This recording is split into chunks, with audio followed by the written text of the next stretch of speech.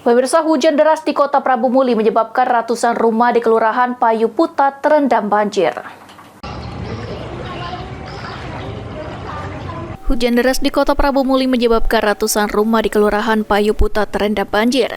Menurut Camat Prabu Muli Barat Edi Susanto, penyebab banjir di Kelurahan Payu Putat selain karena hujan yang deras, banjir juga disebabkan oleh banjir kiriman dari kabupaten tetangga yang menyebabkan Sungai Lematang meluap. Sekarang sudah masuk seluruh RW. Ada berapa RW, RT di 10 itu? RW dan 30 RT. Itu sudah terendam banjir semuanya? Iya. Sejak kapan banjir itu, Pak? Sudah 1 minggu lewat. 1 minggu ya? Ini air naik lagi karena banjir semalam ya? Iya. Sekarang yang masuk perkampungan kira 60 cm sampai dari 30 cm sampai 60 cm. Kalau dari Pemkot sendiri apa yang dilakukan? Dari BPBD dan Dinas Kesehatan sudah standby? Sekarang BPBD sudah standby di sana dan sekarang mereka sudah mendirikan tenda. Ini kejadian ini sudah dikoordinasikan dengan Dinsos dan juga Pak Wali? Kami selalu berkoordinasi dengan Dinsos dan dengan Pak Wali belum. Untuk kondisi masyarakat sendiri, Kak?